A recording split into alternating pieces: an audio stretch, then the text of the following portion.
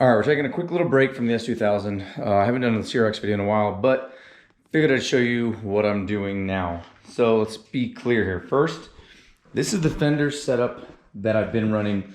If you watch past videos, I'm running a 15x9 with a 245. I'm gonna go to a 15x10, I think, for the next season.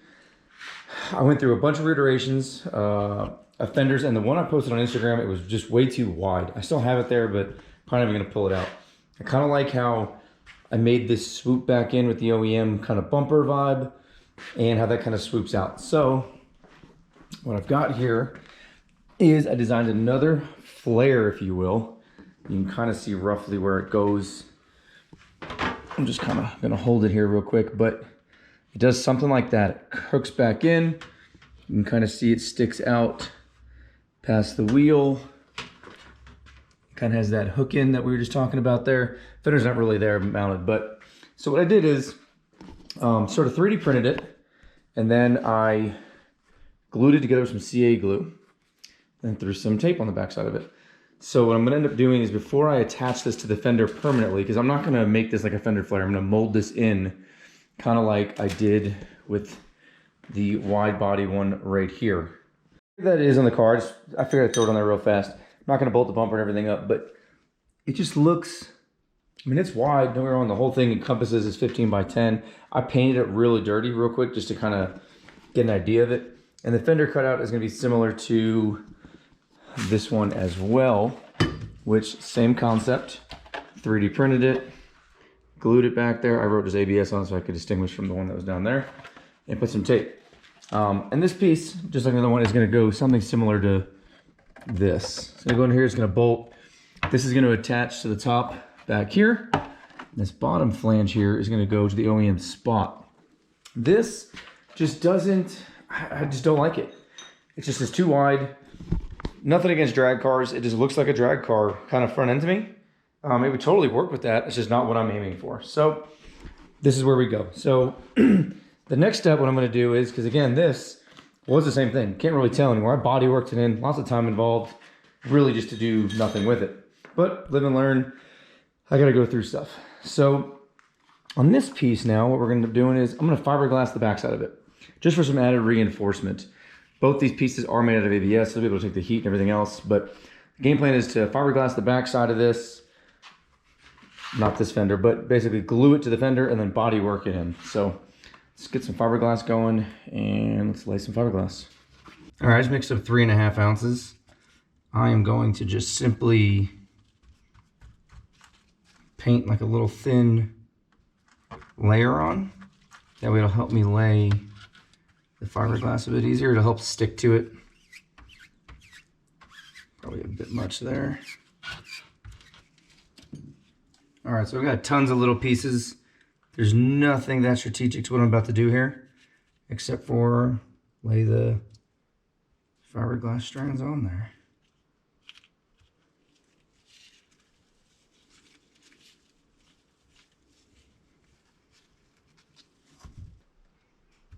And then once it's there, I'll admit the hardest part is holding this thing still.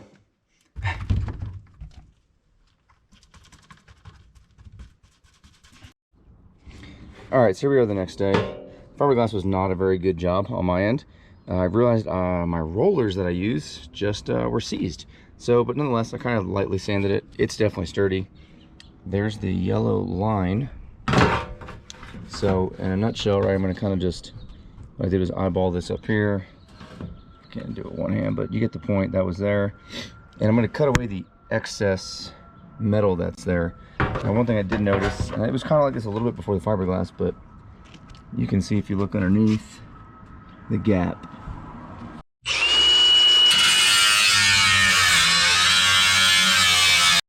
All right, so I cut it with a cutoff wheel, right?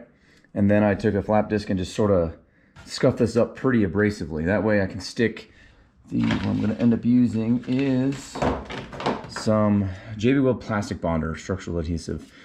I'm gonna pretty much put that on there, then we're gonna end up body working it in. So I'm gonna kind of just lay this on here for a second. Gonna throw some tape on it. I'm gonna have to push, where are we? This touches right here, but then here I'm gonna have to kind of like push that in to mate it. I'm gonna try to use some tape. If the tape doesn't hold it, I don't really want to, but I'm gonna have to throw like 2 screws through it just to suck that down. But let's get the tape in that and let's see where this goes. If there's any excess that comes out, no, that's a bad idea. All right, so what's on there? We are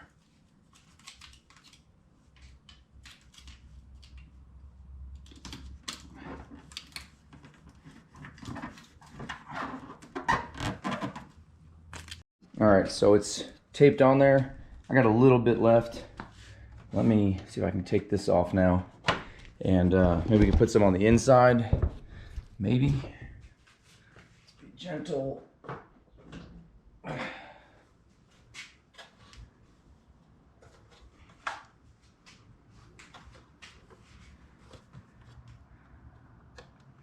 So you can kind of see it's in there.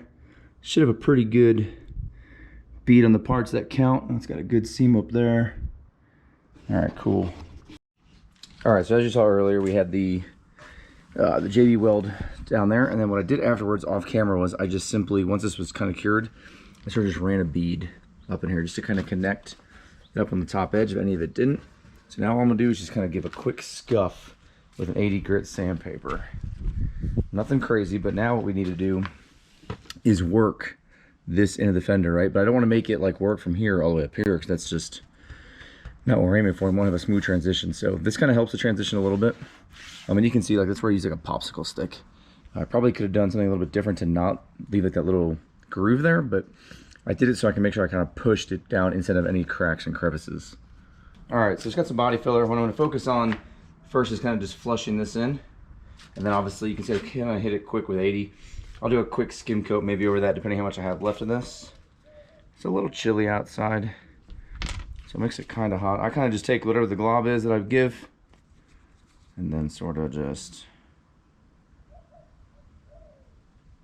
do one streak, I guess. You can call it across it.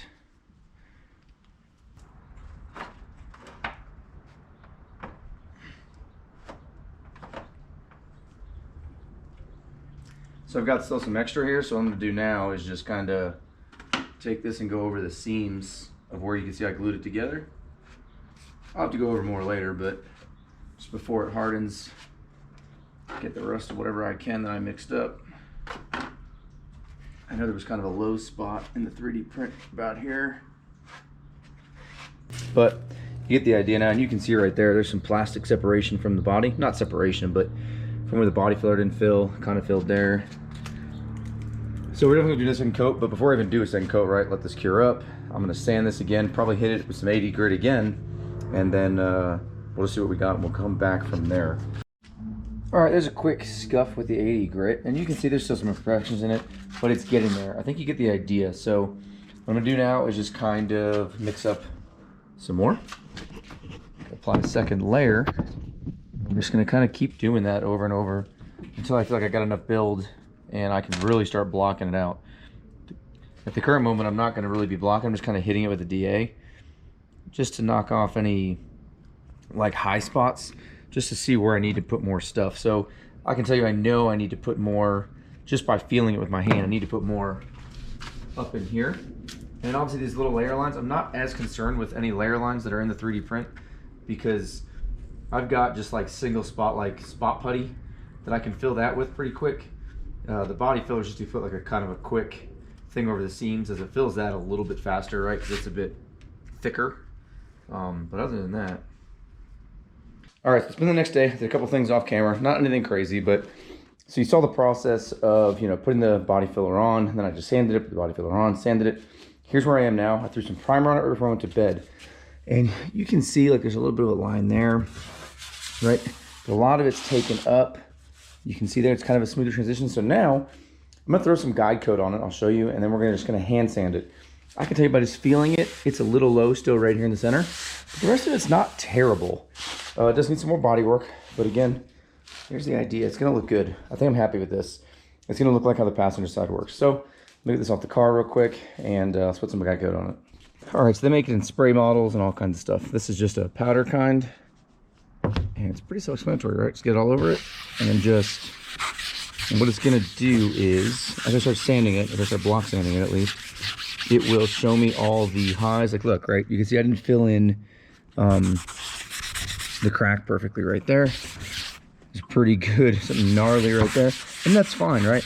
It just kind of helps you see all the imperfections that are in the panel before obviously you go to paint, because sometimes primer, like in this case, it looks like, oh, it looks pretty, maybe okay. But I'm telling you, since you throw clear coat on something, base coat, you can kind of even not see everything, but you kind of can. Clear coat really makes you see everything. So let me just kind of get this covered, and then we'll start to sand. So this is probably gonna be hard to see, but I got 80 grit on a block here, and like you can see right there's a pretty good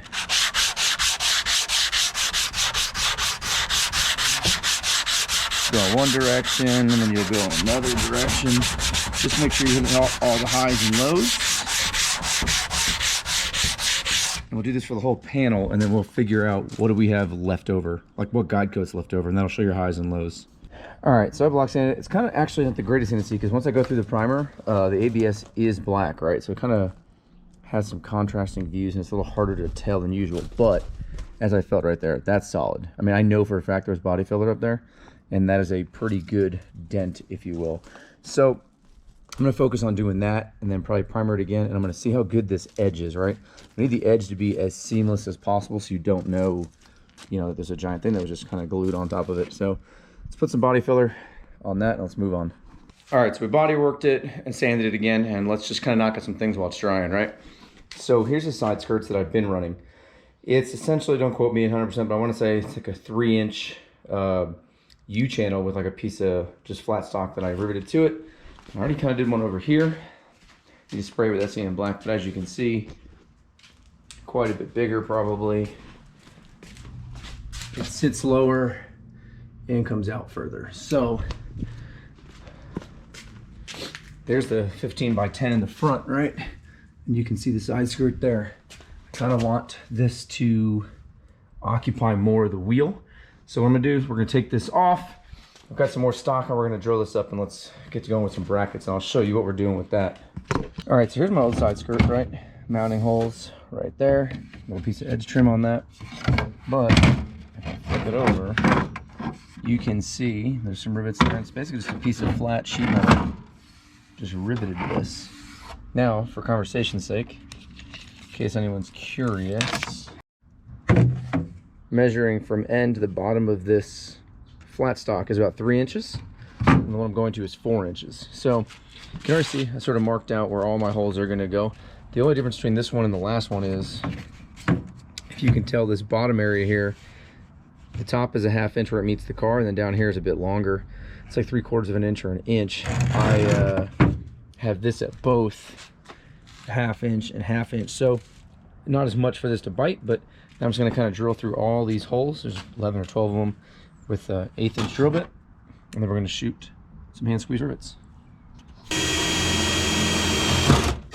I'm not going to drill through these and shoot rivets yet. I'm going to drill through all these and then take it all off, hit it with the DA real quick just to make sure this thing sits as flush as possible. All right, it's already shot this half in, as you can see. It's pretty self-explanatory. If you've never used just a little cheap Harbor Freight gun there. Hole's already there, right? Like I said, I deburred both sides. I know it's already lined up because I drilled it together.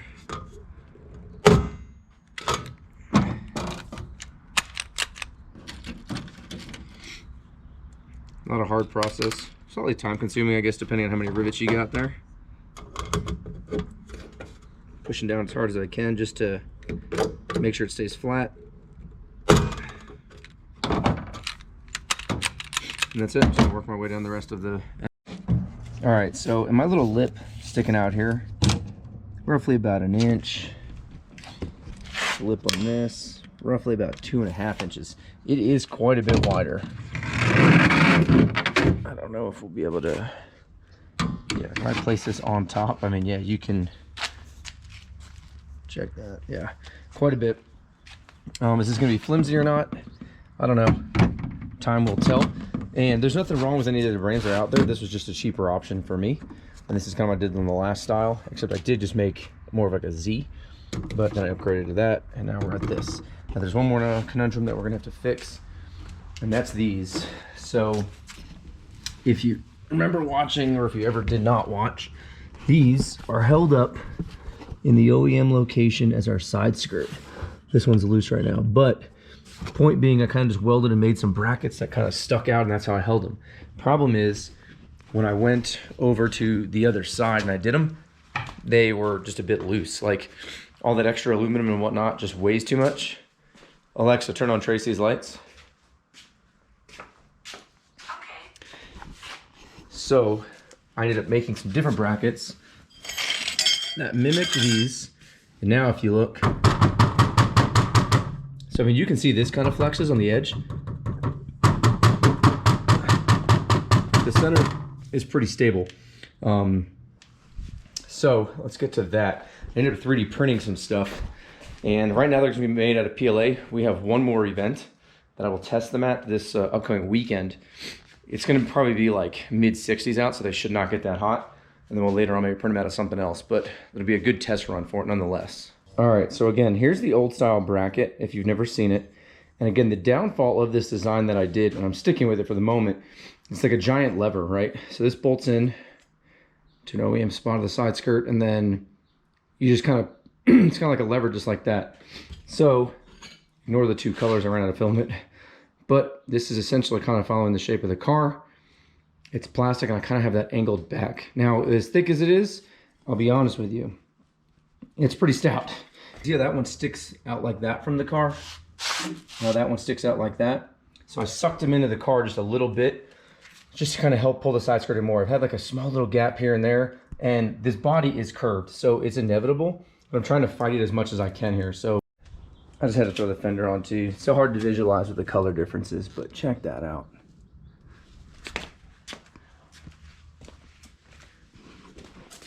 Still got some work to do to the fender, but it is definitely coming along. Same thing, the thing that moves is like the outer edge over here. It's pretty stable on the car. All right, check that out.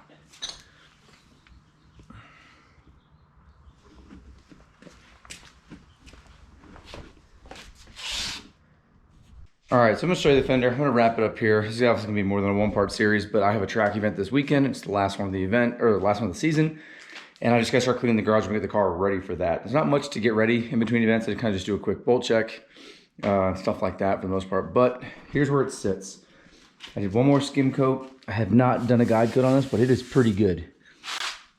It is pretty good. There's a 15 by 10 again. I will have to, as I should really have to tweak this a little bit. Maybe I should make another one, but not the end of the world. But here's how this is looking. The side skirts came out good.